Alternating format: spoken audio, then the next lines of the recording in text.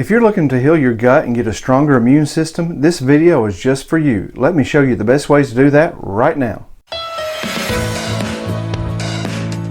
Hi, I'm Kenny Loy. I've been a certified nutritionist since 1999 and a high-raw vegan since 1994. If you're looking for healthy tips and recipes to get you to your best health yet, you're in the right place.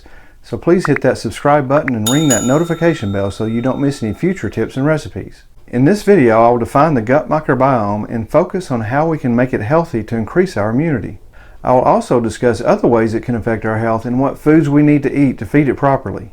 The microbiome is the latest buzzword in the health industry, and deservedly so. It is the single most important factor in our health.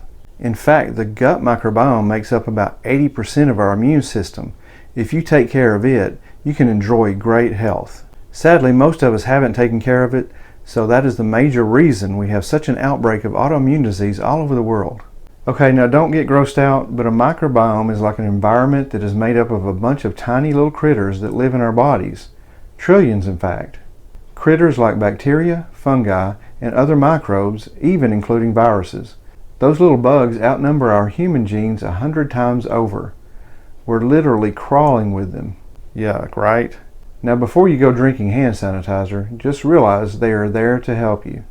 The colon, or large intestine, contain most of the microbes that coexist in our bodies. In fact, they are also the most diverse. Many species live in our colon, often called gut flora or gut microbiota. These gut flora live in the layer of mucus that lines the colon. Each species of gut microbiota carries out their own tasks, and they even work as a team to make us healthy.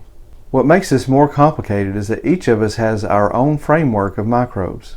It varies based on our living environment, climate, genes, hygiene habits, diet, lifestyle, gender, and age.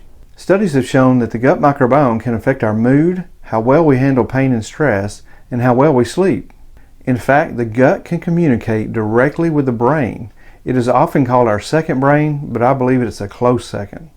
You see, the gut microbiota can tell us what to eat depending on what bacteria are in control. If you eat lots of sugar and refined carbohydrates, it will create an imbalance of bacteria in your gut. So the bacteria that gains control makes your brain crave more junk food. This allows yeast such as Candida to multiply and cause fungal infections. Now that's an oversimplification because there are other chemical reactions happening, but we're just talking about what's happening in the gut. On the other hand, if we feed the gut with prebiotic fiber, they will thrive. They become stronger and help boost our immunity. But to increase their numbers, you need to send them a balance of bacteria in the form of probiotics. Often, though, we get prescribed antibiotics, which kill most, if not all, of our gut microbiota.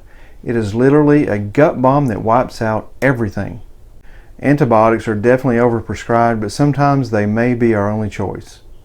If that's the case, enjoy probiotic-rich foods and enjoy the outdoors to absorb some of its healthy microbiome. Get that dirt or sand between your toes and dig in with your hands. See my video on grounding to learn more. This will help your gut microbiome to get balanced for good health again. If you're getting value from this video, please hit the like button now. It would really help us out. To increase our immunity, we should always be looking to balance our gut microbiome. This means we should avoid processed food like white sugar, white rice, white bread, fried foods, refined oils, and all junk food. When we allow our gut bacteria to become imbalanced by eating these bad foods or taking antibiotics, it can lead to leaky gut syndrome or intestinal permeability. This is where the tight junctions, similar to Velcro, in the intestine become damaged and begin to open up, allowing bacteria, undigested food particles, and toxic waste products to enter into our bloodstream. This causes an inflammatory response. Be sure and stick around until the end and find out the best foods to repair leaky gut. Normally, inflammation is needed to help us heal. It can be a good thing when it's in response to a temporary injury. But we're talking about a chronic, continuous state of inflammation caused by the leaky gut. So what changed? We started using chemicals in farming about 100 years ago. I'll talk about glyphosate and GMOs in another video. All of these chemicals have caused a lot of food allergies and even a sensitivity to gluten. These unnatural changes to our plants are wreaking havoc on our gut microbiome, not to mention our soil microbiome. Gluten is one of the leading allergies to cause leaky gut. Dairy is another. It too is full of farming chemicals, but also steroids and antibiotics. That alone is enough, but cow's milk is simply not made for humans in the best of circumstances. It is made for a calf with 4 stomachs to digest, resulting in a tremendous rate of growth in a very short time.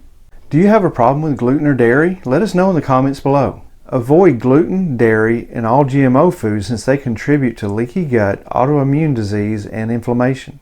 Some of the symptoms of leaky gut are bloating, constipation, chronic diarrhea, irritable bowel, migraines, brain fog, fatigue, eczema, psoriasis, rosacea, arthritis, depression, anxiety, lupus, celiac disease, and a weak immune system.